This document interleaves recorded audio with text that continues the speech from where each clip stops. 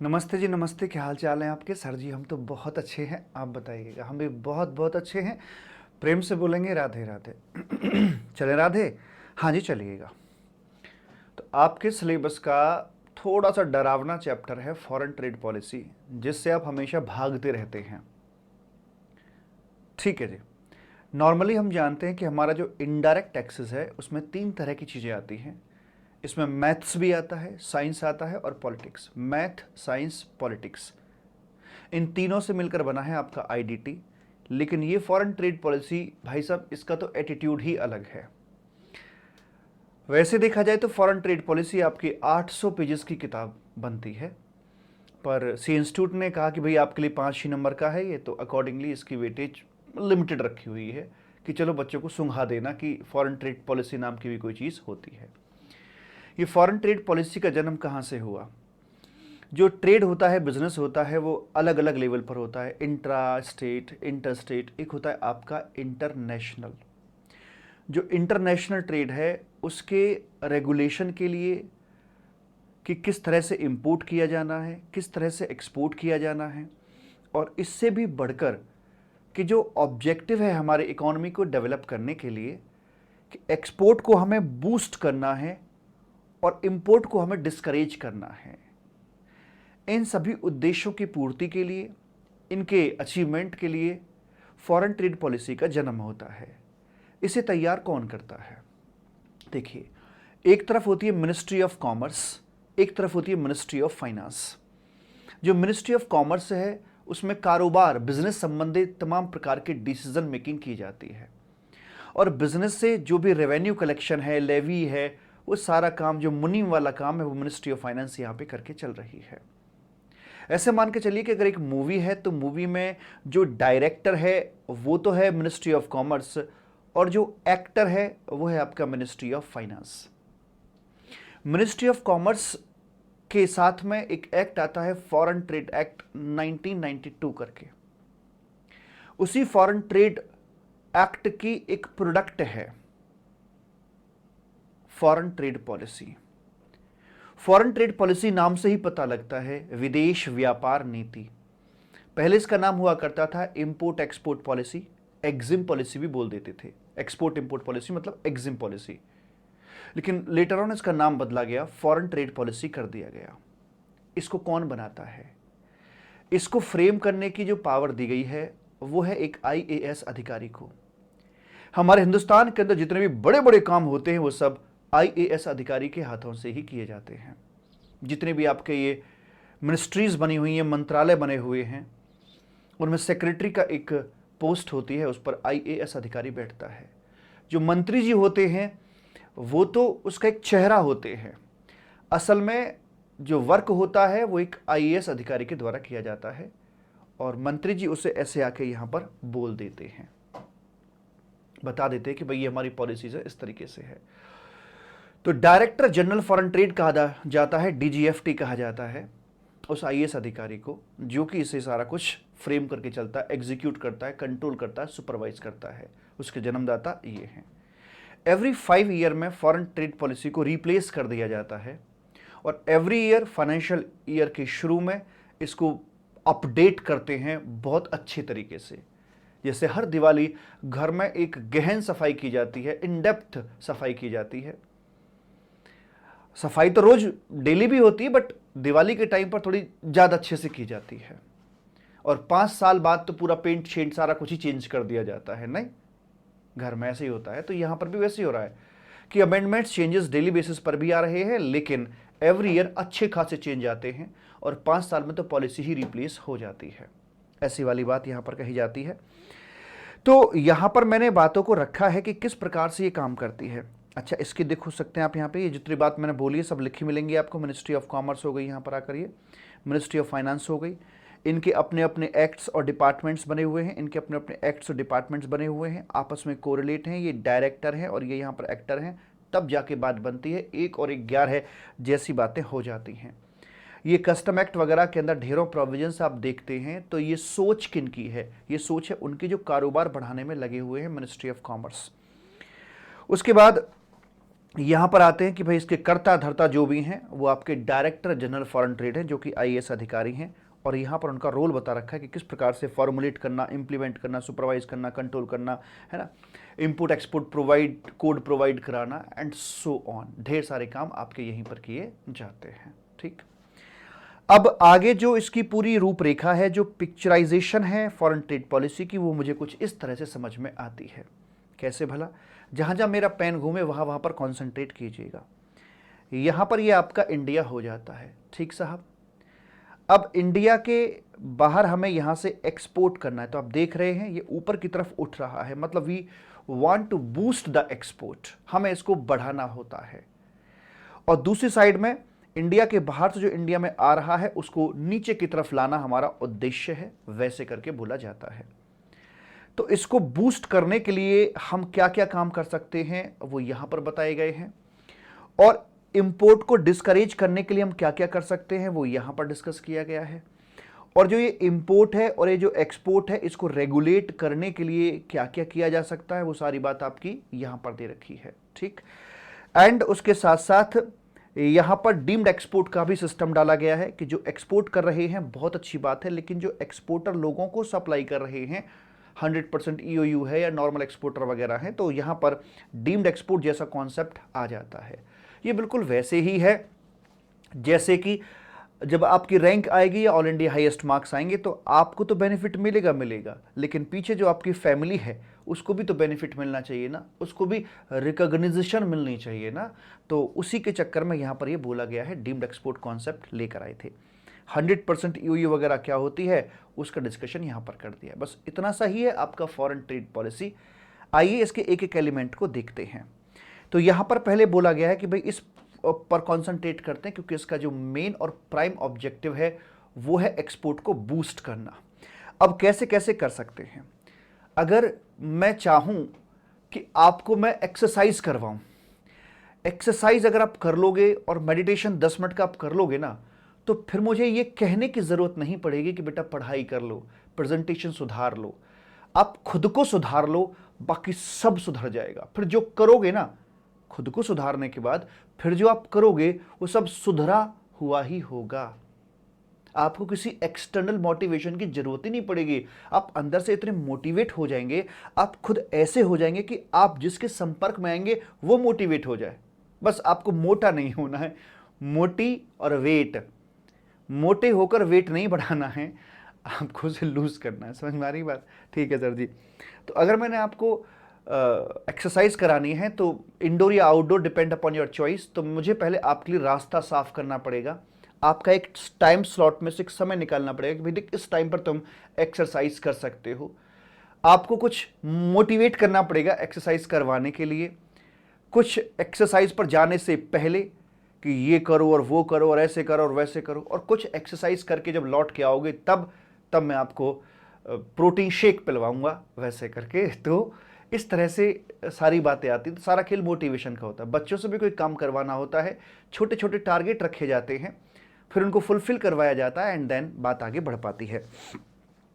तो सबसे पहले बोल रहे हैं क्लियर द वे, कि रास्ता क्लियर होना चाहिए। तो क्लियर द वे के अंदर बोलते कि भाई क्या क्या मतलब तैयारी कर रहे हैं, क्योंकि अगर मुझे इस ट्रैक पर किसी को भेजना है तो पहले रास्ता एकदम साफ होना चाहिए। अगर रास्ते में कांटे हैं, पत्थर हैं, तो शायद कोई जाना नहीं चाहेगा, इसलिए रास्ता पहले साफ हो जाना चाहिए। ठीक है जी, यस सर। तो ई गवर्नेंस, इसका मतलब होता है कि यार जितना भी काम है सारा डिजिटलाइज्ड होना चाहिए, ऑनलाइन होना चाहिए, इलेक्ट्रॉनिक वे में होना चाहिए। चाहे कोई किसी प्रकार की डॉक्यूमेंटेशन फाइलिंग है, जितनी भी एनओसी वगैरह होती हैं सारी की सारी मैसेज के थ्रू हो जाए तो अच्छी बात है, ईमेल के थ्रू हो जाए तो अच्छी बात है। फिजिकल जो कांटेक्ट है उसे रिमूव किया जाना चाहिए, सारा काम ऑनलाइन होना चाहिए, वैसे करके है। मिनिमम डॉक्यूमेंट, बहुत सारे कागज पत्तर की जरूरत नहीं पड़नी चाहिए। बिल ऑफ लेडिंग हो गया, अगर एक्सपोर्ट की बात करें शिपिंग बिल हो गया, बिल ऑफ लेडिंग हो गया, पैकिंग कम इनवॉइस लिस्ट हो गई। 3 मुख्य डॉक्यूमेंट हैं, ये हो, जरूरत पड़े तो और मांगो, वरना इन्हीं से काम हो जाना चाहिए। सिंगल विंडो फैसिलिटी देंगे भाई आपको हम, आप एक्सपोर्ट तो करो। Export the goods not the tax, जितने भी बेनिफिट्स होते हैं एक्सपोर्ट करने के ना, वो सारे के सारे बेनिफिट आपको सिंगल विंडो पर अवेलेबल हो जाएंगे। चाहे वो बेनिफिट आपका एक्साइज संबंधी हो, चाहे वो आपका जीएसटी संबंधी हो और चाहे वो आपके एक्सपोर्ट ड्यूटी संबंधी हो, जो भी आपके बेनिफिट्स हैं, चाहे वो आईटीसी का रिफंड मिल रहा हो, तो ऐसी बात कही गई है। हालांकि जीएसटी के साथ अभी प्रॉपर कोऑर्डिनेशन नहीं हुआ है, बट स्टिल बात तो कही गई है। आगे बोलते क्विक क्लियरेंस, फटाफट से क्लियरेंस हो जाएगी। ऐसा नहीं कि जब आप एक्सपोर्ट करने के लिए जाओगे तो आपको घंटों घंटों लाइन में लगना पड़ेगा, वैसा कुछ नहीं है। जिम खाली मिलेगी आपको बढ़िया तरीके से, सारी मशीनें फ्री मिलेंगी, आप जौन सी मशीन करना चाहो आप कर सकते हो। तो वैसी वाली बात यहां पर बोल दी गई है। राउंड क्लॉक वर्किंग होगी, जिम 24 आवर खुली रहेगी, आपको कभी भी समय मिलता है ना आप जाइएगा, लेकिन आपको एक्सरसाइज करनी ही होगी। आपको जिम जाने के लिए सारा कुछ ऑनलाइन एडमिशन मिल जाएगा यहां पर आकर, बहुत मिनिमम सी फॉर्मेलिटीज होंगी जिम ज्वाइन करने के लिए। सिंगल विंडो पर, ऐसा नहीं कि आपको अलग अलग जगहों पर जाना पड़ेगा कि भाई अगर आपको एब्स की एक्सरसाइज करनी है तो अलग जाइए, दूसरी जिम में जाइए, और ये शोल्डर करने हैं, बैक करनी है, चेस्ट करनी है तो अलग, ऐसा नहीं है। वन रूफ के अंदर ही आपको सारी की सारी सुविधाएं वहां पर मिल जाएंगी वैसे करके, ठीक। तो ये बताया कि देखो कितना आसान है एक्सरसाइज करना, पहले वो चीज समझाई यहां पर आकर। ईज ऑफ डूइंग बिजनेस बोल देते हैं ऐसे हम लोग, ease of doing business, yes sir. ये है अपना ईज कि कितना आसान है। आगे बात करते हैं प्री एक्सपोर्ट इंसेंटिव स्कीम, कि बेटा देखो अगर तुम जिम जाओगे ना, अगर तुम एक्सपोर्ट करोगे ना, तो हम आपको ना ढेरों बेनिफिट पहले से ही देना शुरू कर देंगे। तो गवर्नमेंट ने प्री एक्सपोर्ट इंसेंटिव स्कीम निकाल रखी है, AAS एडवांस ऑथोराइजेशन स्कीम है, कि if you wish to export the goods, और उसके लिए आपको कुछ इंपोर्ट करने की जरूरत है, तो आप फ्री ऑफ ड्यूटी उसे इंपोर्ट कर सकते हैं, बट कमिटमेंट ये दे देना कि हाँ आप एक्सपोर्ट करोगे, तो हम आपको इंपोर्ट के दौरान इंपोर्ट ड्यूटी नहीं लगवाएंगे, ऐसा बोल दिया जाता है। DFIA ये भी उसी पैटर्न पे काम करती है, लेकिन ये है कि AAS उनके लिए जो पहले से ही कारोबार कर रहे हैं, जिन्हें 2 साल का अनुभव होता है, और जो नए लोग हैं उनको ये सूट कर पाती है DFIA, ठीक है जी। आगे है EPCG, तो ये रही दोनों आपके इनपुट के लिए। कैपिटल गुड्स आपको इंपोर्ट करना है for the purpose of export, export करना चाहते हो पर आपको ये चाहिए, तो आपको ये भी अवेलेबल हो जाएगा, ठीक है जी। तो ऐसे करके आपको यहाँ पे ना बेनिफिट्स दिए जा रहे हैं। मतलब ऐसे मान के चलिए कि तुम एक्सरसाइज करने जा रहे हो, तुमने कहा हमारे पास तो बढ़िया लोअर टी शर्ट नहीं है सर, मैंने कहा ठीक है मैं आपको लोअर टी शर्ट भी ला के दूंगा। सर हमारे पास तो शूज़ भी नहीं है, क्योंकि जिम में बिना शूज़ के नहीं जाते हैं। आउटडोर करो इंडोर करो ये आपकी चॉइस, आपको जो ठीक लगता हो, जो सूट करता हो, जो कन्वीनियंट हो। अगर आपके घर के बाहर पार्क है, अच्छा पार्क है, आप जा सकते हैं उसके अंदर, समझ में आ गई बात। तो इट इज़ नॉट मैंडेटरी कि आपको जिम में ही जाना है। जिम पास में अच्छा लगता है आपको, you may go there, but जाओ। ऑब्जेक्टिव इज नॉट कि इंडोर के आउटडोर, कुछ भी करो लेकिन जाओ, घर से बाहर निकलो। हमारे पास जूते नहीं है, वो मैं ला के दूंगा, आप चिंता मत करो। मैं सिंसियरली बता रहा हूँ, मैं तो सोच रहा हूँ कि मैं इस पर ना एक कैंपेन शुरू करूँ, बिकॉज मैंने मेरे अंदर जो चेंज देखा है एक्सरसाइज करने के बाद, मैं चाहता हूँ कि यार जो मैंने अनुभव किया है वो मैं आपको भी तो अनुभव कराऊँ। मैं आपकी लाइफ भी टू सम एक्सटेंट अगर मेरे प्रयास से बदलेगी ना, आपकी लाइफ में इतना सा मेरा कंट्रीब्यूशन होगा ना, तो मैं मानूंगा कि मेरा जीवन सफल हो गया। आगे है अदर्स, और ऐसे छोटे मोटे बेनिफिट्स मैं आपको ला के दूंगा, हैंड्स ग्लव्स भी ला के दूंगा मैं आपको, है ना, नी कैप ला के दूंगा मैं आपको, यानी कि आपकी सारी तैयारियां करवाऊंगा, फ्री में ला के दूंगा। आप स्टार्ट तो करो कम से कम, ठीक है, पक्का, ठीक है जी। तो बाहर जाने का रास्ता साफ कर दिया मैंने, आपको सारे सामान समून सब ला के दे दिए मैंने, अब आप जाने के लिए तैयार हैं। अब तुम एक्सरसाइज करने के लिए जाओगे और वहां से लौट के आओगे ना, जब अच्छे से एक्सरसाइज करके लौट के आओगे, तो मैं तुम्हारे इस एक्सरसाइज को रिवॉर्ड दूंगा। मैं इसके लिए रिवॉर्ड दूंगा, और इसके लिए अलग अलग स्कीम मैंने बना रखी हैं। रोड टैप, कि जो जिम होकर आएगा उसके लिए अलग रिवॉर्ड है, जो आउटडोर एक्सरसाइज करके आएगा उसकी नहीं, ऐसे नहीं। जैसे गुड्स अगर हम बॉयज को बोलते हैं, गर्ल्स को अलग रिवॉर्ड देते हैं, तो वैसे करके। तो जैसे service equivalent to female and goods equal to male, तो रोड टैप होती है गुड्स के लिए, यानी कि मेल के लिए, कि आप आओगे तो आपको अलग गिफ्ट मिलेगा, गर्ल्स के लिए अलग गिफ्ट होगा, वैसे करके। तो और ये क्या है, ये स्टेटस रिकॉग्निशन है। और जब आप एक लेवल को अचीव कर लोगे, जैसे कि मान लीजिए मैंने मेरी कमर को कम कर दिया, लाइक ये 38 थी, मैं 36 पर इसको ले आया, 35 पर ले आया। अगर ऐसे टारगेट्स आप अचीव करोगे, या आपका वेट 70 kg है, आप उसे 60 kg पर ले आते हो, इस प्रकार के जो माइलस्टोन अचीव करोगे, तो मैं आपके शोल्डर्स पर स्टार लगाऊंगा। 1 star, 2 star, 3 star, 4 star, 5 star तक मैं आपको लगा के दूंगा। और एक बार आपकी हेल्थ में सुधार आया, आपका दिमाग अपने आप चलने लगेगा। और सबसे बड़ी बात यह होती है कि आपको सच्चाई दिखनी शुरू हो जाएगी। सच्चाई मतलब सर, ये करने के बाद ही समझ में आएगा कि क्या सही है और क्या गलत है। जानते तो आप अब भी हो, लेकिन आप सही की तरफ डिसीजन नहीं ले पाते, जानते हुए भी गलत की तरफ ही डिसीजन लेते हो। जैसे मान लीजिए अगर किसी को सिगरेट पीने की आदत है, तो उसे पता है कि यह गलत रास्ता है सिगरेट पीना, लेकिन वो फिर भी पिए जा रहा है। लेकिन जब आप एक्सरसाइज करोगे, 10 मिनट का मेडिटेशन करोगे, माइंड आपका एकदम क्लैरिटी के साथ देख पाएगा कि यार ये गलत है और ये सही है, और जो गलत है उस रास्ते की तरफ आपका मन ही नहीं करेगा। एक होता है मन कर रहा है और इच्छा को दबा दिया, डिजायर को दबा दिया। डिजायर स्प्रिंग की तरह होती हैं, अगर आपने अपनी इच्छाओं को दबाया है तो दबा के रखो। कब तक दबा के रखोगे? 2 दिन, 4 दिन, 6 दिन, 10 दिन। जब ये प्रेशर हटेगा तो जंप मारेगी कैड़ा करके, और वो इच्छा एक साथ अपना विकराल रूप ले जाएंगी।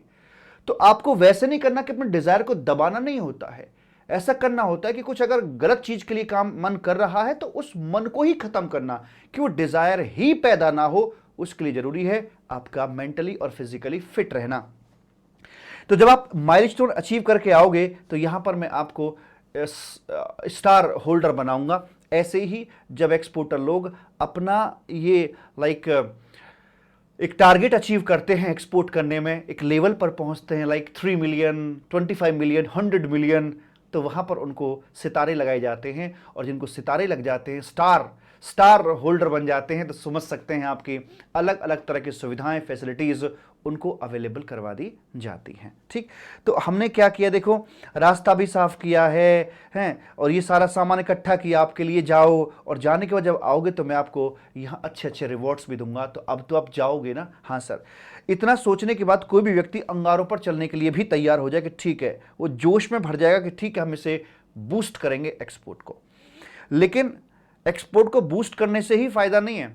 एक्सपोर्ट करने के बाद फॉरेन करेंसी का खजाना तो आपने भर दिया है, बाल्टी में पानी तो भर दिया, लेकिन उसमें अगर छेद हुआ तो धीरे धीरे सारा पानी निकल जाएगा। जो छेद हैं बाल्टी के अंदर, उन छेद को भी आपको प्लग करना पड़ेगा, उनको रोकना पड़ेगा।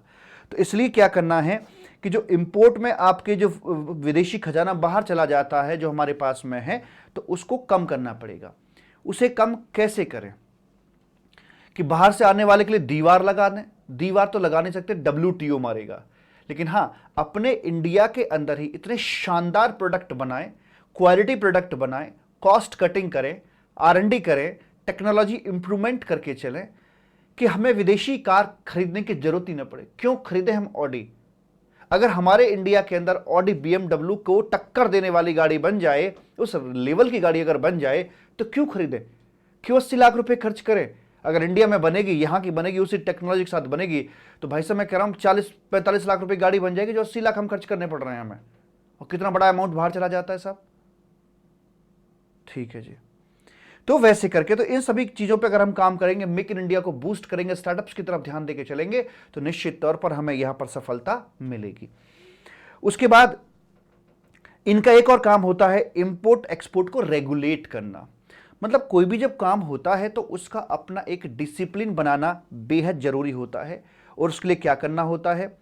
जैसे फ्री गुड्स कौन कौन से हैं? फ्री का मतलब ये हो गया कि जिन पर कोई रिस्ट्रिक्शन नहीं है, वो कौन कौन से हैं बताइए। प्रोहिबिटेड गुड्स कौन से हैं, कौन से आपके कंडीशनली एक्सेस हो सकते हैं और कौन से बिल्कुल ही एक्सेस नहीं हो सकते हैं, है ना। सेकेंड हैंड गुड्स का क्या सीन है, बैगेज का, इंपोर्ट एक्सपोर्ट का, इंपोर्ट एक्सपोर्ट के सैंपल्स के लीज में, bonded warehouse, third party export. तो ये कुछ नियम कानून हैं जो कि इंटरनेशनल ट्रेड में आपको ध्यान में रखने होंगे। और वो सभी के सभी नियम कानून एक पोथी में रखे हैं। पोथी मतलब आपकी फॉरेन ट्रेड पॉलिसी नाम की एक छोटी सी किताब, उसके अंदर सारे नियम कानून लिखे हुए हैं। उसूल, इंटरनेशनल जो ट्रेड है उसके उसूल लिखे हुए हैं, नियम कानून उसमें लिखे हुए हैं, वैसे करके बोला जाता है। 100% ईओई का भी कॉन्सेप्ट आएगा, उसमें ऑब्जेक्टिव क्या है, प्रोसीजर क्या है और बेनिफिट क्या है, वो हम यहां पर देखकर चलेंगे। Is it okay? तो ये है बेसिकली हमारी फॉरेन ट्रेड पॉलिसी। आइए नजर डालते हैं इस पे। ये तो मेरा पेज हो गया है। उसके बाद यहां से पहला था अपना बूस्ट एक्सपोर्ट। तो बूस्ट एक्सपोर्ट के अंदर रास्ता हमें क्लियर करना था, वो ई गवर्नेंस हो गया, डी ये हो गया, मतलब like ease of doing business के चलते हुए single window facility, 24 hour work होगा, क्विक क्लियरेंस होगी, वैसे करके प्री एक्सपोर्ट इंसेंटिव ये दिए गए, सारे के सारे अलग अलग स्कीम हो गई। ऐसे पोस्ट के भी यहाँ पर बता रखे हैं। वन बाय वन देख कर चलते हैं। तो हम एक्सपोर्ट को बूस्ट करने की बात कर रहे हैं और वहाँ पर प्री एक्सपोर्टिव इंसेंटिव स्कीम के चलते हुए पहली स्कीम है AAS। बताया था अभी मैंने आपको कि if you wish to export the goods and for this purpose you need to import some of the material, then you can import that material without payment of import duty। तो इसके लिए कुछ फॉर्मेलिटीज भी आपको पूरी करनी पड़ती हैं। अपना intent director general foreign trade को आपको बताना होता है। dgft.gov.in पर जाइए, वहां जाके बता दीजिए। तो ये रहे अरविंद मिल्स लिमिटेड हैं, ये मैन्युफैक्चरर हैं या मैन्युफैक्चरर लोगों से टाई अप है। जैसे मान लीजिए मैं हूं तो ट्रेडर, लेकिन मेरा टाई अप है, अगर मेरे पास कोई ऑर्डर आता है तो मैं मैन्युफैक्चरर से बनवाता हूं और माल आगे सप्लाई कर देता हूं।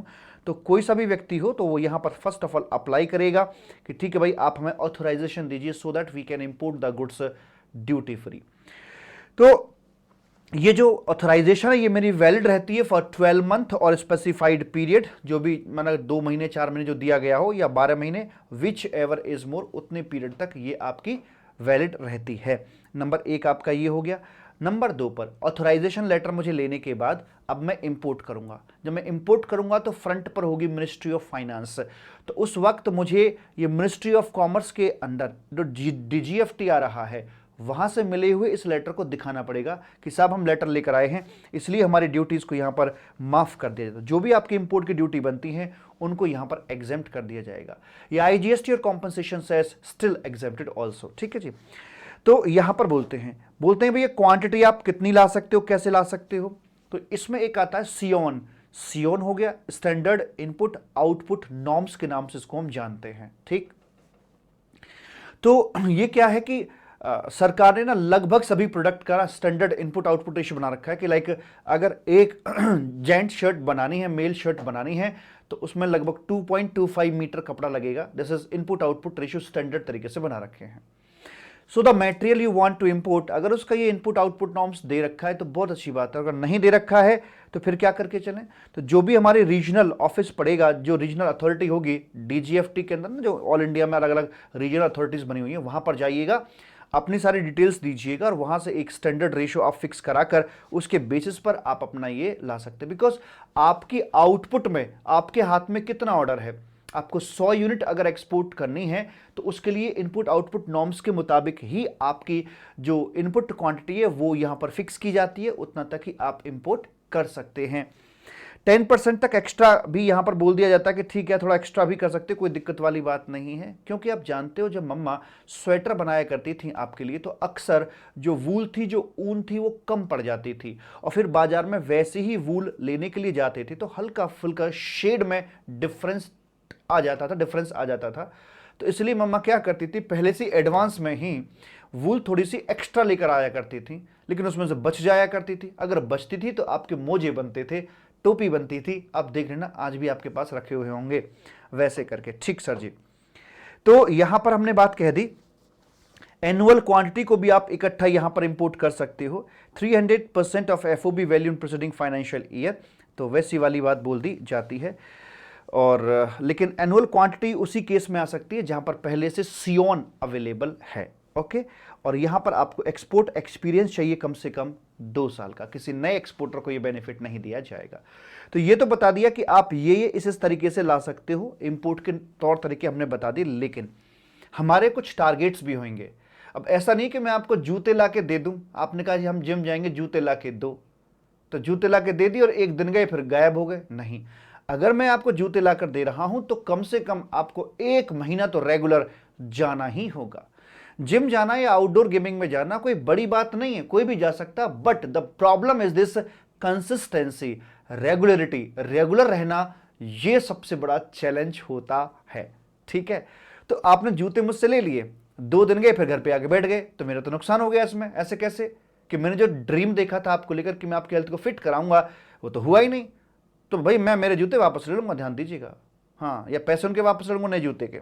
तो मैं कुछ टारगेट छोटे छोटे रखूंगा आपके सामने कि ठीक है, हमने आपको ये ड्यूटी फ्री इंपोर्ट करवा के दिया है, तो आपको भी क्या करना है, आपको कम से कम 15%, 15% का वैल्यू एडिशन देना है। अगर $100 आपने इंपोर्ट में खर्च किया है तो आपको $115 कम से कम हमें यहां पर लौटाना पड़ेगा। और उसके लिए समय सीमा भी बाउंड की गई, 18 मंथ और स्पेसिफाइड पीरियड। स्पेसिफाइड पीरियड छोड़ो, 18 मंथ ध्यान रखना। मैक्सिमम 18 मंथ के अंदर अंदर आपको अपना ये टारगेट अचीव करना पड़ेगा from the date of authorisation. जिस दिन हमने आपको लेटर दिया था उसके 18 मंथ के अंदर अंदर इंपोर्ट करके बनाकर एक्सपोर्ट कर देना, this is the time limit. तो जूते अगर दिए हैं तो टारगेट तो छोटा सा रखूंगा, इसमें कोई बड़ी बात नहीं है। तो the scheme is under actual user condition till you is not completed, मतलब आप ही इस्तेमाल करके चलोगे, वो जो है जो मटेरियल वगैरह लेकर आए थे उसे किसी दूसरे को आप नहीं दोगे, ट्रांसफर नहीं करके चलोगे। तो ये तो थी आपकी AAS स्कीम। लेकिन ध्यान दीजिए, ये उनके लिए जो एक्सपीरियंस होल्डर हैं। जो एक्सपीरियंस होल्डर नहीं है उनके लिए है DFIA। इसमें जो फ्रेशर हैं बेसिकली, मतलब ये वो थे जो पहले कभी लाइफ में जिम वगैरह गए हैं या आउटडोर एक्टिविटीज में पार्टिसिपेट करते रहे हैं, तो इनको थोड़ा आसान है मुझे भेजना कि हाँ ये जा सकते हैं क्योंकि इनको अनुभव है पहले से। लेकिन ये तो बिल्कुल वो हैं जो फ्रेशर हैं, और फ्रेशर को भेजना थोड़ा सा मुश्किल काम होता है। और अब पता नहीं 10 दिन जाएगा, 5 दिन जाएगा। मैं टारगेट भी थोड़ा सा बड़ा रखूंगा इसके लिए, 15% की बजाय मैं टारगेट दूंगा इसको 20% एक्स्ट्रा का, कि अगर आप $100 गंवा कर आए हैं तो आपको $20 जो डॉलर हैं वो कमा कर देने होंगे।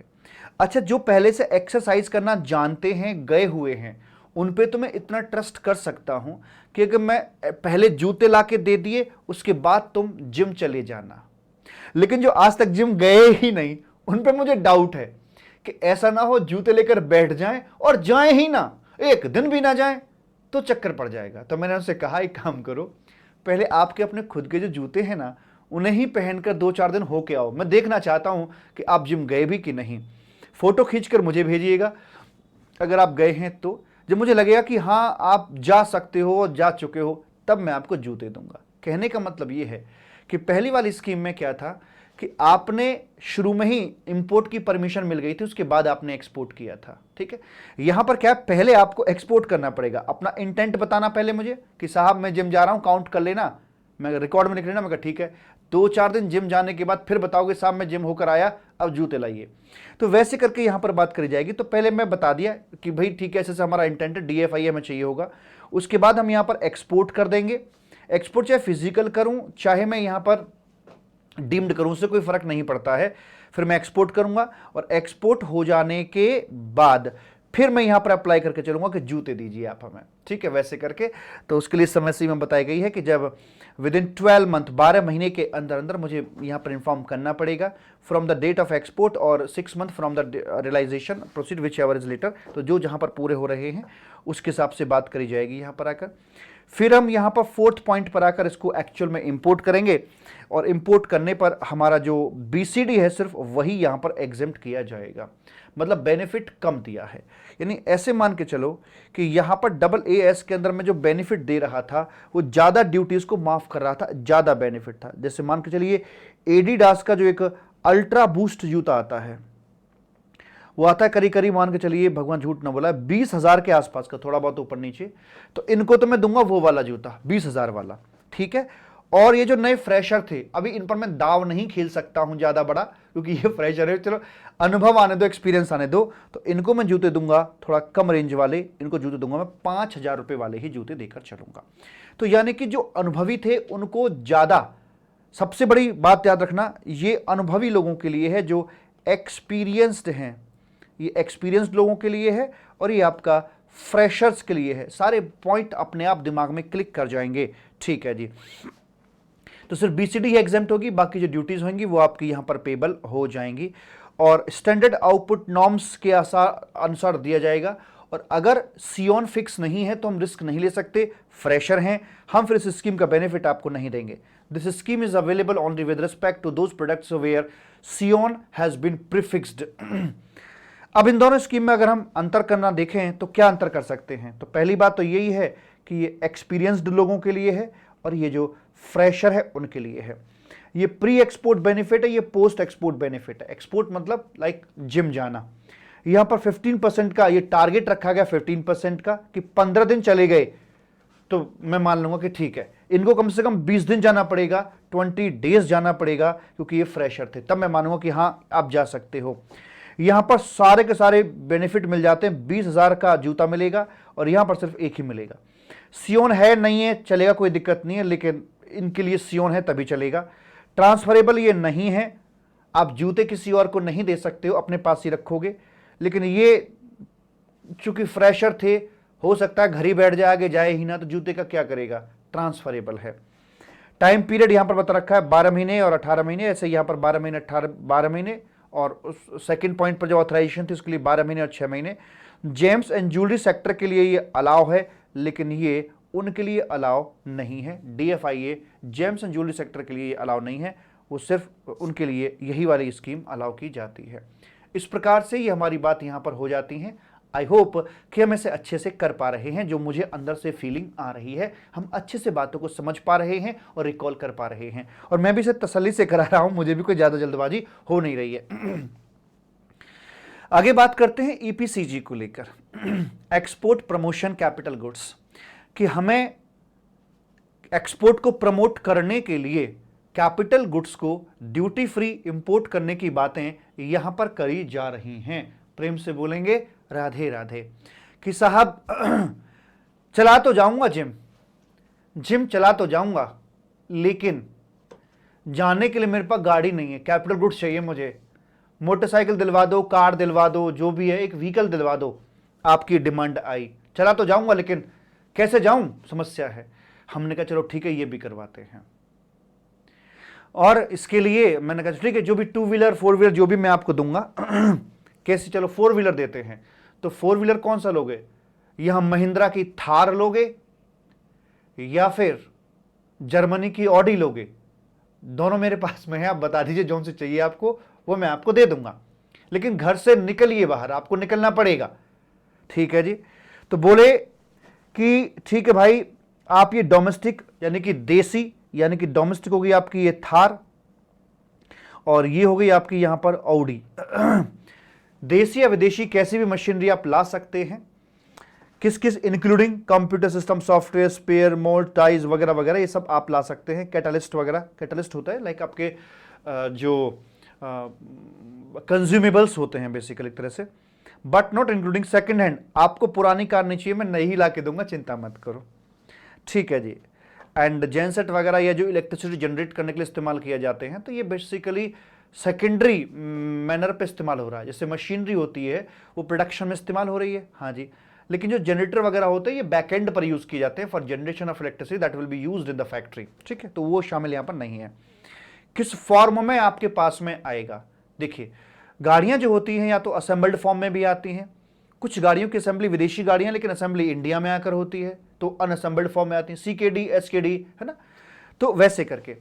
और फॉर प्री प्रोडक्शन एक्टिविटी या ड्यूरिंग द प्रोडक्शन या आफ्टर प्रोडक्शन, यानी कि जैसे अगर मान लीजिए प्रोडक्शन की स्टेज होती हैं ऐसे ऐसे करके, प्रोडक्शन से पहले, ड्यूरिंग या बाद में, किसी भी स्टेज पर इस्तेमाल करने वाली हो, किसी भी फॉर्म में ले आइए और कहीं से भी ले आइए, इंडिया हो या USA से हो, थार हो या कोई और दूसरी गाड़ी हो, तो हमें कोई दिक्कत वाली बात नहीं है। हम आपकी जो ड्यूटीज़ बनती हैं उनको यहाँ पर एग्जेम्प्ट कर देंगे। GST से भी कनेक्टिविटी नहीं है, तो यहाँ पर एक्साइज ड्यूटी लिखा हुआ है कि अगर कोई, हालांकि ऐसे कोई कैपिटल गुड्स बचा नहीं है अब कि जिसमें एक्साइज ड्यूटी की बात की जाए, but this foreign trade policy was framed in 2015, that at that time excise duty was there.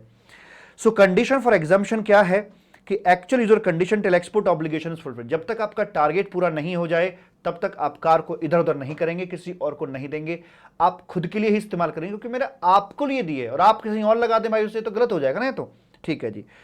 और एक्सपोर्ट ऑब्लिगेशन EO जनरल और स्पेसिफिक आपको फुलफिल करने पड़ेंगे। अब यहां ये दोनों फुलफिल करने का मीनिंग क्या है, यह एक्सपोर्टर कह रहा था कि साहब मुझे ये कैपिटल गुड्स दिलवा दो बिना ड्यूटी पेमेंट के, मैं आग लगा दूंगा आग। अब वो आग कितनी लगा पाएगा? तो देखिए, जो वो पहले से अपना एक्सपोर्ट कर रहा था, जो उसका टर्नओवर आ रहा था, तो पिछले 3 सालों में देखिए उसका 3 सालों का एवरेज कितना आ रहा, मान लो 10 है, यहां 11 था और यहां 12 था, तो उसका जो एवरेज निकल के आ जाएगा साहब, वो एवरेज आ जाएगा 11 करोड़ मान लेते, 11 करोड़ आएगा। तो ये कर ही रहा था, इवन इसके पास ये जो नया कैपिटल गुड्स मांग रहा है उससे पहले ये तो कर ही रहा था। और यहां पर आने के बाद, नई मशीन आने के बाद इसका टर्नओवर हो गया 14। तो बताइए नई मशीन का कंट्रीब्यूशन कितना रहा? सिर्फ 3 करोड़। आगे बात समझ में? आगे बात समझ में? जैसे आज मान लीजिए आप पढ़ाई कर पाते हो 8 घंटे, लेकिन मैं आपको मेंटली और फिजिकली फिट बनाकर ऐसा कर दिया कि अब आप पढ़ाई कर पा रहे हो 11 आवर, तो आपको जो एफिशिएंसी में 3 घंटे और बढ़ा दी। यही तो एक्सरसाइज का बेनिफिट मिला ना? Yes sir.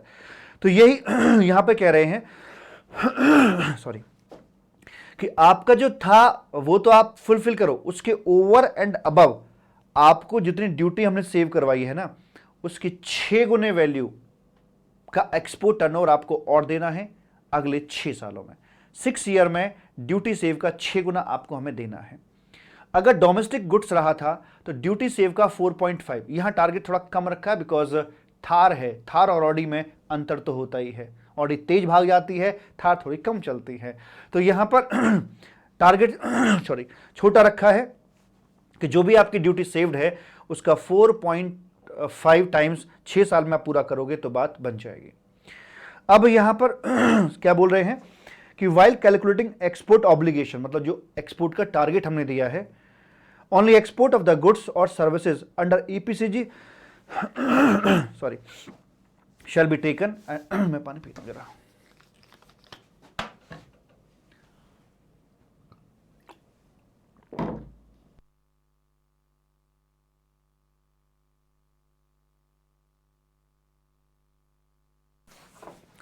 हाँ जी, तो सिर्फ उसी को यहां पर ध्यान में रखा जाएगा।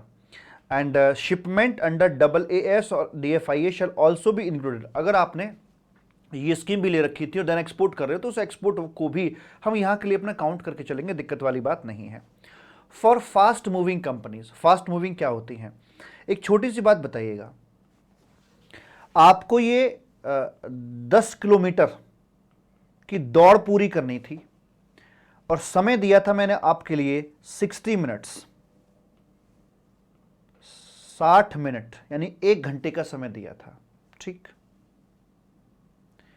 अगर आपने ये 75% डिस्टेंस, 75 कितना हुआ यहां पर 7.5 किलोमीटर मात्र 30 मिनट में पूरा कर लिया। अगर आप इतने तेज दौड़े कि आपने 75% टारगेट अपना आधे समय में पूरा कर लिया है, तो क्या ये मैं प्रज्यूम कर सकता हूं कि ये 25% जो टारगेट है आप अगले 30 मिनट में पूरा कर लोगे?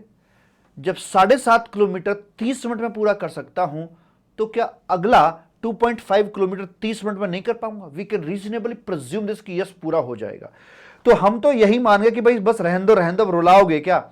आपने जैसे आधे समय में 75% टारगेट पूरा किया, तो हम यहीं पर मान लेंगे कि आपने अपना टारगेट अचीव कर लिया है। ये है फास्ट मूविंग कंपनीज। तो इतना ही काफी होगा ऐसे करके कि 75% ऑफ स्पेसिफिक मतलब जो एडिशनल था आपने एक्सपोर्ट ऑब्लिगेशन का 3 साल में पूरा कर लिया तो बात बन जाएगी।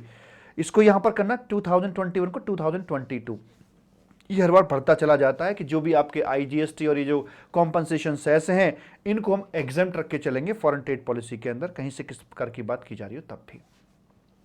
तो ये थी आपकी pre incentive scheme AAS, DFIA और EPCG, करेक्ट? Yes sir. आगे क्या? आगे आती है यहां पर रोड टैप। रोड टैप का मतलब हो गया लाइक आपकी जैसे वो ना पोस्ट इंसेंटिव, कि मैंने आपको रास्ता साफ किया, गाड़ी दी, जूते दिए, है ना, सस्ते या महंगे वो डिपेंड करता है कि आपको कौन से के लिए क्वालिफाई कर गए थे आप। रास्ता साफ किया, जिम का रास्ता दिखाया, लाइटें वाइटें जलवाई रास्ते में, है ना, सब कुछ व्यवस्था बना दी मैंने। अब आप जिम होकर आओगे, पसीने से लथपथ आप मेरे पास में आते कि सर हम कराए। आपने टारगेट अचीव कर लिया है, उस दिन मैं बहुत बहुत खुश होऊंगा कि यस आप टारगेट अचीव कर चुके हैं। टारगेट अचीव करने के बाद में मैं आपको यहां पर बेनिफिट दूंगा। पहले ये बेनिफिट दिया जाता था, मी इस के नाम से बोलते थे, मी इस, एक प्रकार से कूपन दूंगा मैं आपको, कूपन। लाइक मैंने आपको हल्दीराम का कूपन दे दिया कि चलो ठीक है, एक हफ्ते में एक दिन तो चीट डे आएगा ही आएगा, आप जो मर्जी खा सकते हो, जो आपका मन कर रहा हो, इच्छाओं को ज्यादा दबाना भी ठीक नहीं होता है। तो मैंने आपको कूपन दे दिया, जाओ हल्दीराम और जो मर्जी खा के आओ आप, कोई दिक्कत वाली बात नहीं है, ठीक। या प्रोटीन शेक ले लो उससे अपने लिए। तो मर्चेंडाइज एक्सपोर्ट इंसेंटिव स्कीम यहां पर कही जाती थी कि गुड्स को अगर आप एक्सपोर्ट करते हो तो आपको ये कूपन मिलेगा। लेकिन इसमें एक बवाल हुआ, कस्टम्स के अंदर आपका ये WTO बड़ा एक रोल अदा करता है ना? Yes sir. तो WTO वालों ने कहा कि यार ये जो इंडिया वाले हैं ना, ये इनडायरेक्ट तरीके से अनड्यू एडवांटेज दे रहे हैं अपने इस एक्सपोर्टर को, जिससे कि ये बाहरी जो कंट्रीज हैं उनमें डेंट दे रहे हैं यहां के एक्सपोर्टर्स। तो ये गलत है, अनएथिक्स कली ये अपना काम कर रहे हैं। तो बात WTO तक पहुंची, WTO से अपीलेट फोरम में पहुंची, उन्होंने कहा कि भाई गलत कर रहे हो। हालांकि हमने उसके WTO के डिसीजन के अगेंस्ट अपील कर रखी, मामला पेंडिंग है, पर ये तो हमें पता है कि बात तो ठीक है उनकी। तो हमने क्या किया कि उस पर तो मीस पर तो केस चल रहा है WTO के अपीलेट फोरम में, और इधर हमने उसको तो होल्ड पे, वो तो मीस तो इस इन बिटवीन हमने रोड टैप जारी कर दिया। पता है क्या है कि हमें, जैसे इंटरनेशनल प्रिंसिपल है, export the goods not the taxes. तो जब एक्सपोर्ट करते हैं तो उससे कनेक्टेड कोई भी किसी प्रकार का टैक्स का लोड अगर हमारी इस कंट्री का आया है तो उनका रिफंड तो जायज है, जेन्युइन है, अलाउड है। लेकिन इसके ओवर एंड अबव फालतू की चीजों का कोई किसी प्रकार का रिफंड यहां से नहीं चलेगा। ओके सर जी, कोई दिक्कत वाली बात नहीं है। तो हमने क्या किया कि देखो साहब, हम करेंगे वही जो हम चाहते हैं, लेकिन तरीका बदल दिया कि सब हमारे इंडिया के अंदर ना कुछ टैक्स ऐसे भी थे, WTO से कहा कि हमारे इंडिया के अंदर कुछ टैक्स ऐसे भी हैं जिनका हम रिफंड दे ही नहीं पाते। कि अगर प्रोडक्ट हमारा बना है फैक्ट्री में, तो उस फैक्ट्री में इसको बनाने में जो लाइट लगी है, इलेक्ट्रिसिटी लगी है, उस इलेक्ट्रिसिटी पर हमने इलेक्ट्रिसिटी ड्यूटी चार्ज करी थी, जिसका रिफंड हमने इस बेचारे को नहीं दिया है। हमने मंडी टैक्स चार्ज किया था, जिसका बेनिफिट हमने इस बेचारे को नहीं दिया। ऑक्ट्रोई, चुन्नू मुन्नू टाइप के ढेरों टैक्स के नाम गिनवा दिए। कह रहे इन सभी के नाम पर इकट्ठा हम इनको एक रिफंड देना चाहते हैं, एक बेनिफिट देना चाहते हैं, और उसी बेनिफिट को नाम दे दिया रोड टैप के नाम से। रेमिशन, एक ही हटा देना, रेमिशन of duties and taxes on export products. वो सारी कहानी हिस्ट्री मैंने आपकी यहां पर लिखी हुई है, और उसके बाद में उसके थ्रू ये अपना बेनिफिट पास ऑन कर दिया। यानी जो मीज था वैसा ही है लगभग, पर थोड़ा सा अंतर है। अंतर कहां पर आता है? स्कीम जो थी एडिशनल इंसेंटिव दिए जाते थे apart from the refund of taxes. अब ये क्या है, जो आपके रिफंड ऑफ टैक्स पहले बनते थे वो तो है ही हैं। अब यहां पर आकर इन्होंने क्या किया है कि जो टैक्सेस पहले उनका रिफंड नहीं मिलता था, उनके नाम पर अब सरकार ने यहां पर रिफंड देना शुरू कर दिया है। WTO कंप्लायंस में ये नहीं आता था, लेकिन ये WTO के कंप्लायंस जो नीतियां बनी हुई हैं उनके तहत ही आता है। इंसेंटिव इतने दिए जाते थे, लेकिन यहां पर परसेंटेज थोड़ी सी कम रह गई, बिकॉज टैक्स छोटे मोटे बहुत ज्यादा नहीं थे।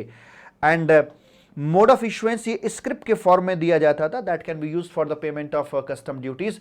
बट ये जो आपका रोड टैप दिया जाएगा, ये जो रिफंड के तौर पे मिलेगा, और हम जानते हैं कि हमारे जो भी रिफंड्स आते हैं कस्टम से, वो अब कैश में नहीं मिलते हैं, वो इलेक्ट्रॉनिक क्रेडिट लेजर के अंदर दिए जाते हैं। ठीक है, जैसे हमारे GST के अंदर इलेक्ट्रॉनिक क्रेडिट लेजर होता है, कैश लेजर होता है, उसी पैटर्न पर कस्टम वाले भी अपडेट हो गए हैं। एक वहाँ क्रेडिट लेजर और एक कैश लेजर भी होता है।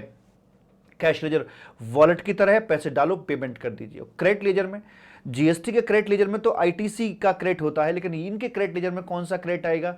इनका क्रेडिट वो आता है कि जो भी आपके रिफंड्स डिपार्टमेंट से बनते हैं, तो रिफंड वाला जो पैसा है वो आपका यहां पर क्रेडिट कर दिया जाता है इस क्रेडिट लेजर के अंदर, that can be used for payment of duties, right. उसके बाद आती है आपकी CS, है ना। तो ये मान के चलिए, ये जो बेनिफिट दिया गया ये बॉयज को दिया गया, जो बॉयज आए हैं और भाई साहब बड़ी मेहनत करके आए थे। अब नंबर आता है यहाँ पर गर्ल्स का, कि वो भी बहुत मेहनत करके आए हैं, उनको मैंने रास्ता दिखाया, जिम भेजा, आप जाओ, है ना, खूब नाम रोशन करो आप, है ना, शूज दिए, सारे काम किए। अब वक्त आ गया है कि वो जो मेहनत करके आए हैं, जिनमें पसीने बहा कर आए हैं, अब उनके इस मेहनत को रिवॉर्ड देना। तो उनके लिए स्कीम लेकर आए सी इस service export from India scheme. तो ये जो कूपन है एक प्रकार से, सर इस पे डब्ल्यूटीओ का चक्कर नहीं पड़ा, नहीं, डब्ल्यूटीओ कस्टम्स में आता है और कस्टम्स गुड्स की बात करता है, ये सर्विस सेक्टर है, यहां डब्ल्यूटीओ बीच में नहीं आ सकता है, ठीक है जी। तो यहां पर सबसे पहली बात है कि आपकी एलिजिबिलिटी क्या है इसको पाने के लिए, स्कीम को पाने के लिए। आप इंडिविजुअल हैं, हाँ, तो $10,000 आपका प्रीसीडिंग फाइनेंशियल ईयर में एनएफई रहा हो। मैं आपको ये कूपन तब दूंगा जब पिछले साल में आपने कुछ थोड़ा बहुत फिजिकल एक्टिविटीज कर रखी हो, दौड़ भाग कर रखी हो, मतलब हाँ, based on preceding financial year. तो फ्रेशर के लिए बिल्कुल भी नहीं है स्कीम, ध्यान दीजिएगा। ओके, क्या करें बताओ, हम क्या कर सकते हैं बताइए। तो प्रीसीडिंग फाइनेंशियल ईयर में अगर आपने $10,000 की कमाई कर रखी थी अपने सर्विस की वजह से, तो आपको मिलेगा। अदरवाइज मतलब लाइक पार्टनरशिप फर्म है, मतलब ग्रुप बना रखा है आपने, ग्रुप में काम करते हैं, या कंपनी है, तो इंडिविजुअल गर्ल है तो फिर ठीक है, ग्रुप में है, पूरा एक गैंग है अपना, तो फिर उस गैंग के द्वारा कमाई $15,000 की कम से कम होनी चाहिए, तो ही आपको ये स्क्रिप्ट मिलेगी, अदरवाइज नहीं मिल पाएगी। और ध्यान दीजिए, बड़ी बात यह है कि यहां पर ये जो कमाई है कैसे निकालते हैं, कमाई निकालते हैं ऐसे कि ग्रॉस फॉरेन करेंसी आपकी जो कमाई वो, और इसमें से आप उसको कमाने में जो आपने फॉरेन करेंसी गंवा दी है, खर्च कर दी है, उसे माइनस कर दीजिए, नेट फॉरेन करेंसी आपकी कमाई यहां पर आ जाएगी। रेट वगैरह याद रखने की आवश्यकता नहीं है कि किस रेट से आपको स्क्रिप्ट दी जाएगी, वैसे रेट्स आपके एफओबी पे काउंट किए जाते हैं। एफओबी अगर मान लीजिए आपके $100 की है तो उसका 5% यानी कि $5 का आपको यहां पर स्क्रिप्ट दे दिया जाएगा, that can be use for the payment of आपकी कस्टम ड्यूटीज का इस्तेमाल हो जाएगा, ठीक है जी।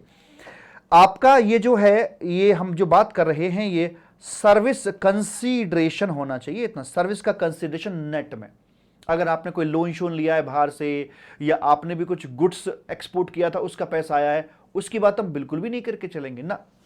सर्विस की अर्निंग्स आपकी नेट ये हैं तो ही हम बात करके चलेंगे, लेकिन 3 सेक्टर वालों को नहीं मिलेगा। मतलब अब देखिए, ये जो सी इस वाली स्कीम है ना, ये थोड़ी सी ना टिपिकल बना रखी है कि 3 सेक्टर को नहीं मिलेगी, पास्ट में कुछ अनुभव रहा हो तो ही ये यहाँ पर हम देकर चलेंगे, ये टारगेट आपके रहे हों तो ही बात की जा सकती है। और बड़ी बात यह है कि आप इस स्क्रिप्ट को इस्तेमाल कर सकते हो 18 मंथ तक, and it is transferable. Haldiram का मैंने कूपन आपको दे दिया है, तो वो कूपन जो गर्ल्स से सुन लीजिए, वो जो कूपन है, ऐसा नहीं कि वो सिर्फ आप ही के नाम से है, वो एक जनरल कूपन है।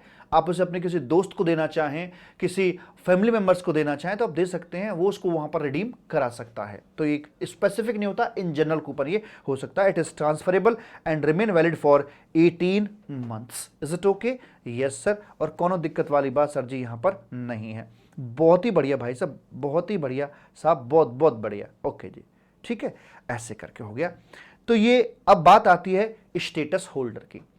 अब तक तो ये वो थे कि जो एवरी टाइम आपको मैं दे रहा था, आप जिम गए, लौट के मेहनत करके मेरे पास में आए कि गुरुजी हम आ गए, तो मैं आपको ये स्क्रिप्ट वगैरह दिया था, ये सब करता था। अब वक्त आ चला है कि इसको सेलिब्रेट करने का, जब साल 6 महीने 4 महीने में आप अपने टारगेट्स अचीव कर लेंगे। जो आपको दिया गया था कि आपका वेट 5 किलो कम होना चाहिए था, आपको 10 किलो कम करना है, आपको ये जो पेटी है ये आपको कम करनी है, लाइक 34 पे लेके आनी है, 40 हो रखी है ये। तो ऐसे करके ना अलग अलग टारगेट सबको दिए गए कि आपको अपने बॉडी को शेप में लेकर आना है, वैसे करके। तो जब टारगेट फुलफिल कर लोगे तो एक बड़ा सा फंक्शन मैं करूंगा, सबको बुलाऊंगा, वहां पर आकर स्टेज पर खड़े होकर उनको मैं अपने हाथों से उनके कांधे पर स्टार लगाऊंगा। 1 स्टार, 2 स्टार, 3 स्टार। जो सीनियर वाले होंगे उनको 5 स्टार तक लगेंगे, जो नए नए जूनियर आ रहे होंगे उनको सिंगल स्टार लगाया जाएगा। ठीक है जी, यस सर। तो डिपेंड करता है कि आप कितना आपकी परफॉर्मेंस रही है। आपने देखा होगा जो पहलवान लड़ते हैं अखाड़े में, तो शुरू शुरू में छोटे छोटे पहलवान आते हैं और इनाम होता है 1 केला उसके बाद फिर होता है अगला इनाम होता है 51 रुपए की कुश्ती होती है, फिर 1000 की कुश्ती होती है, फिर आखिरी कुश्ती होती है 1 लाख रुपए की होती है ना। तो डिपेंड करता है कि पहलवान कितने बड़े हैं, तो उस हिसाब से यहाँ पर स्टार्स आपको दिए जाएंगे।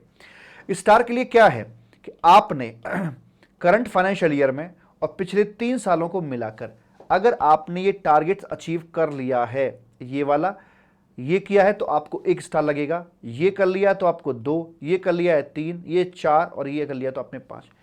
325, 100, 500, 2000, 325, 100, 500, ऐसे याद रखना, दो स्लॉट में 325, 100, 500, 2000।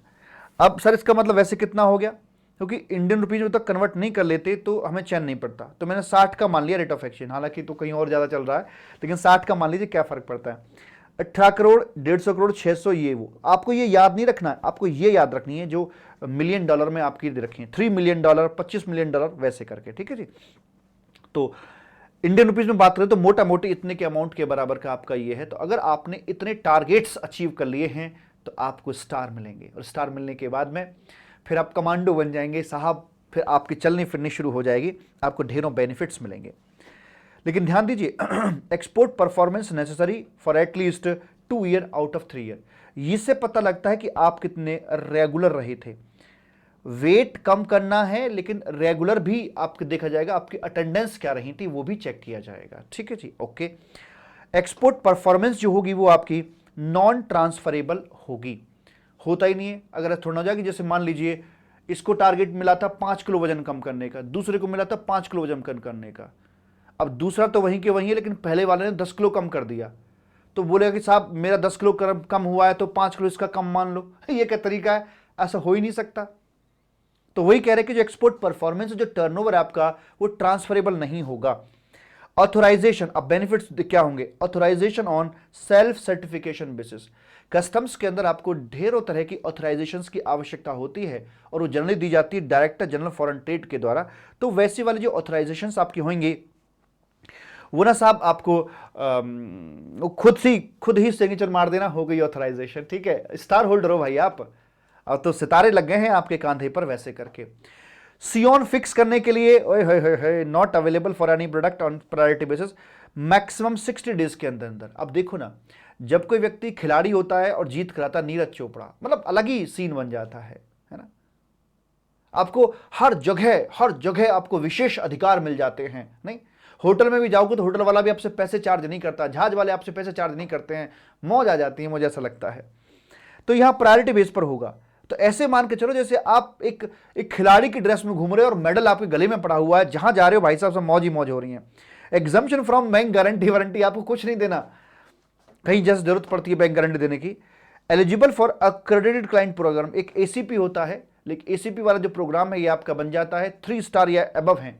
3 स्टार वैसे पुलिस डिपार्टमेंट में इंस्पेक्टर के पास होते हैं 3 स्टार, तो अगर आप वो बन गए हैं तो फिर तो भाई साहब आप एसीपी के लिए एलिजिबल हो जाते हैं। एक मान के चलिए premium clientage and permission to establish private bonded warehouse, आप खुद के वेयर हाउस बना सकते हैं, आपको किसी से कुछ करने की आवश्यकता नहीं है। लेकिन ये उनके लिए है जो एसआई हैं, मतलब सब इंस्पेक्टर हैं, मतलब जिनके कांधे पर कम से कम 2 या अधिक स्टार लगे हुए हैं, तो ये वेयर हाउसिंग की सुविधा मिल गई। और 3 या उससे अधिक हैं तो एसीपी कैटेगरी के अंदर आप आ जाते हैं। तो मैं आपको ये स्टार दूंगा, ऐसे करके है। आगे बात करते हैं sample export free of cost हम कितना यहां पर कर सकते हैं, वैसे करके। तो सैंपल में क्या होता है कि सैंपल गया मतलब उसके बदले हमें कुछ भी मिलने वाला नहीं है, रिटर्न में कुछ भी आने वाला नहीं होता है। तो एक तरह से देखा जाए तो हमारा नुकसान ही हमारे भारत का नुकसान होता है। तो यहां पर बोलते हैं कि साहब 2% आपके पिछले 3 ईयर्स के अंदर जो भी आपके एक्सपोर्ट रियलाइजेशन आपने कमाई है उसका एवरेज निकालिए। अगर मान लीजिए आपका $100 आता है तो उसका 2% $2 तक आप एक्सपोर्ट सैंपल के तौर पे दे सकते हैं। जेम्स एंड ज्वेलरी सेक्टर के अंदर एक सीलिंग और लगाइए 1 करोड़ की, कि 2% और 1 crore which ever is lower, यानी कि मैक्स टू मैक्स आप यहां पर 1 CR तक का सैंपल अपना दे सकते हो, वैसी वाली बात बोलती जाती है। कुछ बात ध्यान में रखनी है, कुछ बात यहां पर ध्यान में रख के चलनी है आपको। स्टार के लिए क्या बोलते हैं, for granting 1 star status double weightage shall be counted, मतलब डबल वेटेज वहां पर ली जाएगी, 1 स्टार, पहला स्टार जब लगने वाला होगा तो थोड़ा सा मैं भी वहां पर आपको मोटिवेट कर रहा हूं, क्योंकि एक बार जब कोई काम शुरू हो जाता है तो फिर वो बढ़ता जाता है, बढ़ता जाता है। फाउंडेशन क्लियर कर लिया तो इंटर और फाइनल को क्वालिफाई करने की मोटिवेशन बहुत बढ़ जाती है, लेकिन जब तक फाउंडेशन ही क्वालिफाई नहीं हो रहा तो आगे आपका मोटिवेशन नहीं आती है। तो पहला स्टार मैं खुद लगाना चाहता हूं जल्द से जल्द। उसके लिए क्या होगा कि अगर आपने अपना टारगेट आधा भी कर लिया, मैं उसे पूरा मान लूंगा। मतलब ऐसे करके, जैसे मान लीजिए आपने अपने भगवान से, बांके बिहारी से मिलने का अगर आपने मान लीजिए मन बना लिया है, तो वो कहते एक कदम तू चल, एक कदम मैं चल के आ जाऊंगा। तो चल तो सही, एक कदम तू चल, एक कदम मैं चल के आ जाऊंगा, और वहीं बीच में हमारी तुम्हारी मुलाकात हो जाएगी। ऐसे बोलते हैं Banke Bihari.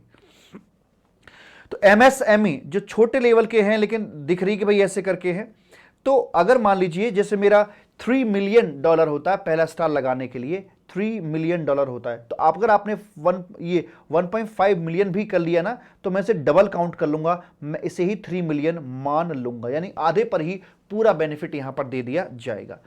Enterprises located in north east region, पहाड़ी क्षेत्रों को प्रमोट करने के लिए, भाई तुमने आधा भी अचीव कर लिया ना, पूरा मान लेंगे। जैसे वहां पर लिमिट भी जीएसटी के अंदर थ्रेशोल्ड 10 लाख है, तो वहां का 10 लाख मैदानी एरिया के 20 लाख के बराबर होता है। तो ऐसे यहां पर 1.5 करते ही उसे 3 मान लिया जाएगा। Units located in agriculture export zone में है, या आईएसओ स्टैंडर्ड्स को फॉलो कर रहे हो तो कुछ करके गुजरोगे, तो यहां आपके आधे टर्नओवर को ही पूरा मान लिया जाएगा। दूसरा, अगर यहां पर मान लीजिए डीम्ड एक्सपोर्ट की बात की जा रही है, तो डीम्ड एक्सपोर्ट में तो आपका इंडियन रुपीस में ट्रांजैक्शन हो रही होगी, बट हमारे तो ये करेंसी यहां पर दे रखी है, तो इंडियन रुपीस को हमें डॉलर में कन्वर्ट करना पड़ेगा।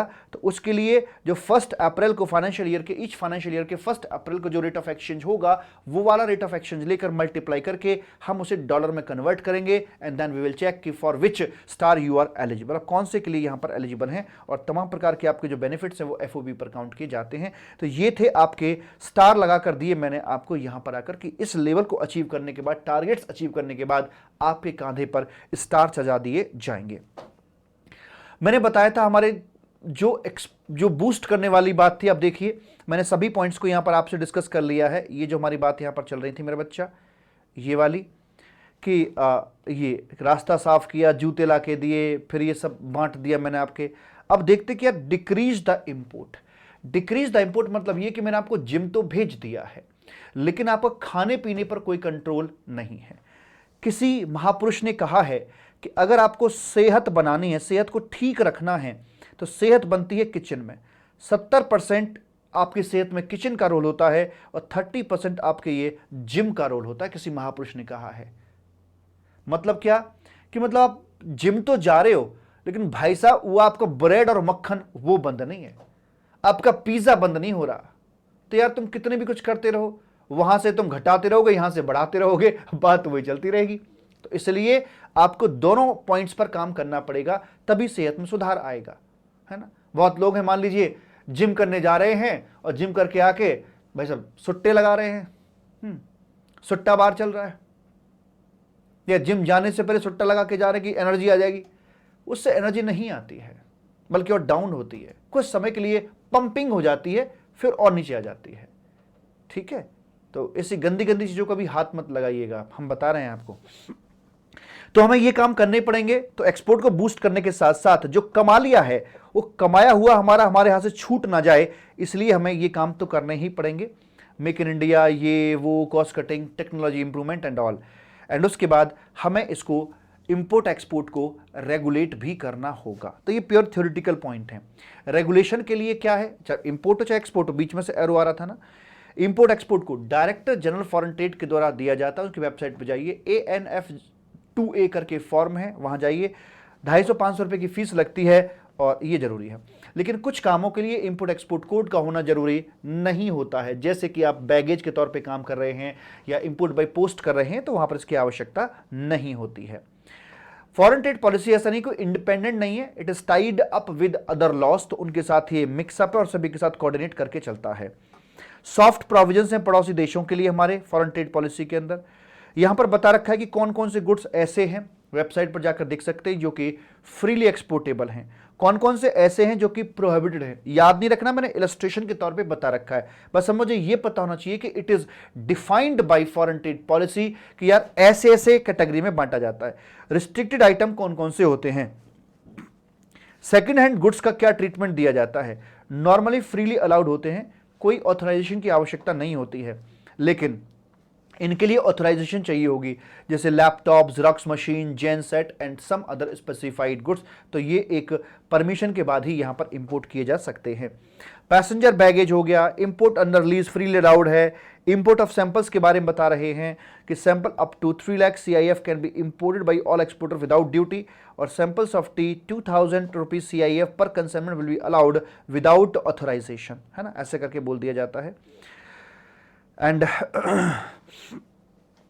जी, ई कॉमर्स पोर्टल के थ्रू अगर हम बात करके चलें तो थ्रू पोस्ट और courier where custom clearance is sought as a gift prohibited saving so and so but not gift related to rakhi will be exempted so and so, no duty shall be collected if the amount of duty leviable less than ₹100। Further import of goods as gift will payment of full applicable duties permissible. Bonded warehouse का जो concept customs के अंदर आया है वो सभी आपका यहीं से निकल के आया है साहब, जो फॉरेन ट्रेड पॉलिसी है।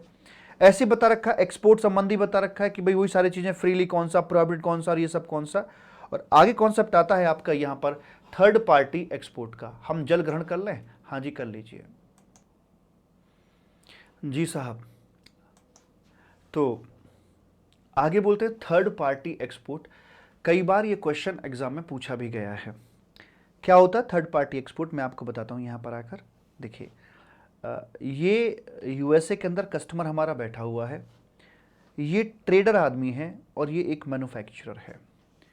मैन्युफैक्चरर का कंसंट्रेशन मैन्युफैक्चरिंग पर होता है और ट्रेडर बाजार में घूमा फिरता है। ट्रेडर ने कि यहाँ से एक ऑर्डर प्रोक्योर करता है, नंबर 1। इन्होंने एक मैन्युफैक्चरर को बोला कि ठीक है आप बनाओ और बना के एक्सपोर्ट कर दो ऑन माई बिहाफ। इन्होंने बनाया और बनाकर प्रोडक्ट एक्सपोर्ट कर दिया है।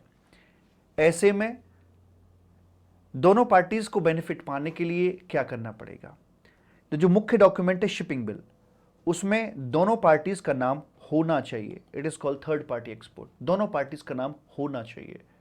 अगर इसमें सिर्फ एक ही पार्टी का नाम आ रहा है तो फिर ये थर्ड पार्टी एक्सपोर्ट काउंट नहीं किया जाएगा। The most important document shipping bill must contain the name of both the parties. However rest of the document like invoice etcetera जो आपके होते हैं या जो पैसा वैसा आएगा, क्योंकि तो इन दोनों का टाई अप था, बिलिंग इसके नाम पर होगी, पैसा इसके नाम पर आएगा, वो कोई दिक्कत नहीं है। लेकिन जो मेन डॉक्यूमेंट था आपका शिपिंग बिल, उसमें दोनों पार्टीज का नाम होना जरूरी है, तो यहां पर बेनिफिट दे दिया जाता है। वही बात आपकी यहां पर बता रखी है। कुछ मिसलेनियस बातें बताई गई हैं कि एक्सपोर्ट करते समय कोई किसी प्रकार का सीजर वीजर नहीं किया जाएगा। मतलब जब आप जिम जा रहे होंगे तो रास्ते में कोई भी पुलिस वाला आपकी गाड़ी को हाथ देकर आपको नहीं रोकेगा, आपको जिम के लिए लेट बिल्कुल भी नहीं करेगा नहीं करेगा, जब तक कि कोई सीरियस इरेगुलरिटी ना हो। और उसमें भी फिर वो मैक्सिमम 7 डेज के अंदर बताना पड़ेगा कि आप जा सकते हो आगे या नहीं जा सकते हो, लेकिन जो भी है वो सॉर्ट आउट फटाफट से किया जाएगा। And non realisation of export proceeds, return export benefit आपको वापस करने पड़ेंगे अगर आप अपने टारगेट्स अचीव नहीं कर पाए। भाई आपको टारगेट था आपके अपने हेल्थ को ठीक रखेंगे, लेकिन अल्टीमेटली आपने इसका कबाड़ाई कर रखा, गए भी कोई फायदा नहीं हुआ, खाते रहे घर पे वही अपना पिज़्ज़ा बर्गर, तो कुछ बेनिफिट नहीं मिला था। जो मैंने आपको जूते दिए थे, जो कपड़े दिए थे, जितना भी सामान दिया था, सब का सब आपको वापस करना पड़ेगा क्योंकि आप इसके लायक नहीं हो। तो वैसी वाली बात यहाँ पर बोली जाती है। एंड आप मुझे कमेंट सेक्शन में जरूर बताइएगा कि आपको ये रिवीजन कैसा लगा। मालिक मैंने बिल्कुल आत्मा से कराया है, और ये जो जिम वाला एग्जाम्पल था ये पहले से प्लान्ड नहीं था, पढ़ाते पढ़ाते ही अपने आप पता नहीं कहां से दिमाग में आ गया और मुझे लगा कि ये अच्छा है, क्योंकि कुछ चीज आप भूल रहे होगे तो इस एग्जाम्पल के जरिए आपको चीजें रिकॉल पक्का हो जाएंगे। अदर प्रोविजंस हैं, डीम्ड एक्सपोर्ट का हो गया, 100 इसका हो गया, डीम्ड एक्सपोर्ट हम करने वाले हैं। ये फॉरेन ट्रेड पॉलिसी का हिस्सा नहीं होता है, स्पेशल इकोनॉमिक जोन, इसका सीन अलग होता है। इसका अपना एक्ट बना हुआ है, special economic zone act 2005 and special economic zone rules 2006 बने हुए हैं। दुनिया ही अलग होती है, फॉरेन ट्रेड पॉलिसी में इसका कोई जिक्र नहीं किया जाता है। और बाकी 100% EOU वगैरह जो ये थोड़े ज़्यादा आतुर रहते हैं, ज़्यादा एक्साइटेड रहते हैं फॉरेन करेंसी अर्न करने के लिए, तो उनकी बात की जाती है। डीम्ड एक्सपोर्ट को मैं ऐसे समझाता हूं कि जब आपकी रैंक आएगी तो आप तो हर जगह लाइमलाइट में होंगे ही होंगे, मैं भी आपका इंटरव्यू ले रहा हूँगा, न्यूज़पेपर में आपका नाम आ रहा होगा, लेकिन जो इस सफलता के असली हकदार हैं, आपके माता पिता, आपके भाई बहन, जिन्होंने आपको मोटिवेट किया, हर समय आपको चाय कॉफ़ी जब सब टाइम पे ला के दिया, कमरे में एसी लगवाया, कोई डिस्टर्बेंस नहीं होने दिया, पल पल जिन्होंने आपको सपोर्ट किया, और एक दिन की नहीं होती सफलता, बचपन से जो आपको इस प्रकार से नरिश किया कि आप इस लायक बन पाए कि आप रैंक लेकर आ पाए, तो उनको क्या अचीवमेंट में उनको रिकॉग्निशन नहीं मिलनी चाहिए? बिल्कुल मिलनी चाहिए। मैं तो कहता हूँ 5% आपका रोल, 95% आपकी सपोर्ट होती है जो आप अपना रैंक लेकर आते हो। तो जो पीछे सपोर्टर लोग होते हैं, ये तो आगे भाई साहब 100% यू ये वो फलाना ढिमका ये करेंसी लेकर आते तो सब वाहवाही होती है, लेकिन इनके पीछे जो बैठे हुए हैं, ये लोग जो बैठे हुए हैं, इनको भी बेनिफिट मिलना चाहिए, तो यहां पर डीम्ड एक्सपोर्ट बोल दिया जाता है। यहां तक कि इनके भी पीछे जो बैठे हुए हैं उनको भी यहां पर डीम्ड एक्सपोर्ट बोला जाता है, और उसमें तमाम प्रकार के बेनिफिट्स दिए जाते हैं, क्योंकि ये भी एक्सपोर्ट में ही तो मददगार है, यहां तक पहुंचने के लिए ये भी मददगार रहे हैं, तो इनको भी पैरिटी मेंटेन करते हुए यहां पर भी हम बेनिफिट देकर चलते हैं। स्पेशल इकोनॉमिक जोन ये फॉरेन ट्रेड पॉलिसी का हिस्सा नहीं है, you may ignore it. And 100% यूएयू ज़्यादा एक्साइटेड हैं अपनी फॉरेन करेंसी अर्न करने के लिए, तो ये एक माथे पर लगा हुआ एक तिलक होता है, टीका होता है कि यस जा सिमरन जा जी ले अपनी जिंदगी, 100% यूएयू कह लीजिए। इसकी एक फॉर्म होती है एसटीपी, सॉफ्टवेयर टेक्नोलॉजी पार्क, एक होता है ईएचटीपी, इलेक्ट्रॉनिक हार्डवेयर टेक्नोलॉजी पार्क के नाम से इसको जाना जाता है।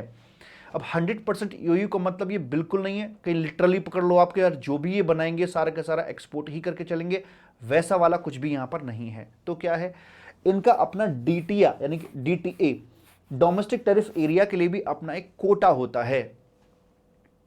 कितना तक कि अपने प्रीसीडिंग फाइनेंशियल ईयर में 100 करोड़ का अगर आपका कारोबार रहा था तो यहां डीटीए के अंदर आप 50 करोड़ तक का 50% यानी क्लियर कर सकते हो। लेकिन चक्कर क्या बना रखा है कि यहां पर जब ये क्लियर करते हैं ना यहां के लिए, तो इसको इंपोर्ट के इक्वल मान लिया जाता है, और जो कि कंपैरेटिवली महंगा पड़ता है। डीटी में जब ये क्लियर करते हैं तो महंगा पड़ता है, तो इनके पास कोई आएगा ही नहीं खरीदने के लिए, मॉडल कुछ ऐसा बना रखा है। तो कुछ जो जरूरी चीजें होती हैं लाइक जो बाहर एक्सपोर्ट नहीं हो सकती या कुछ इस तरह का माल बन गया व्हाटएवर, तो वही ये डीटी में लाके खड़े करते हैं। हालांकि लिमिट अच्छी खासी, बट इसका इस्तेमाल पूरा हो नहीं पाता है टेक्निकली।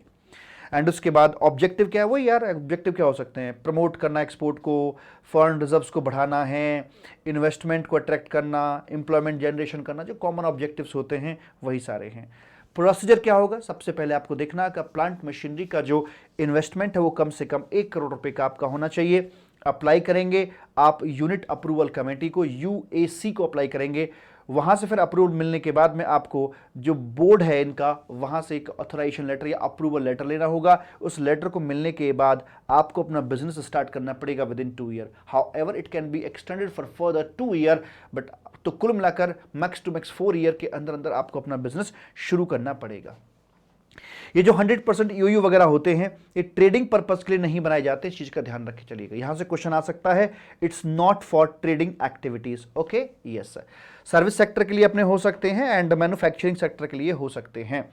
तो अगर ये बाहर से लेकर आते हैं, गुड्स वगैरह लेकर आए हैं मालिक, तो उस पर इंपोर्ट ड्यूटी की बात तो नहीं करी जाएगी। हाउएवर इंपोर्ट करने पर जीएसटी लगेगा, उसका क्रेडिट मिल जाएगा, लेकिन जो आपकी अदरवाइज इंपोर्ट ड्यूटीज हैं वो यहां पर नहीं लगाई जाती हैं।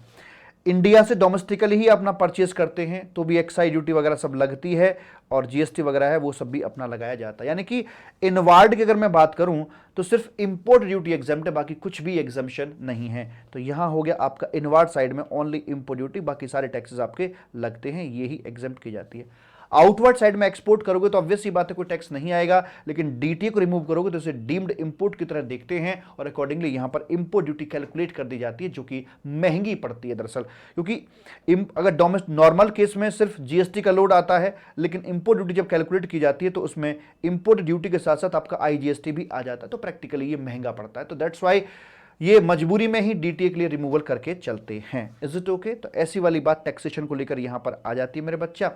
एंड इनका जो एनएफई है कि ये नेट फॉरेन एक्सचेंज कितना कमा कर दे रहे हैं, इनका 5 साल का ब्लॉक लिया जाता है। ब्लॉक क्यों लेके चलते, देखिए धंधे का नियम होता है कि पहले साल में नुकसान होगा, दूसरे साल में ब्रेक इवन पे आएंगे, तीसरे साल से बेनिफिट्स होने शुरू होते हैं, मुनाफा होना शुरू होता है।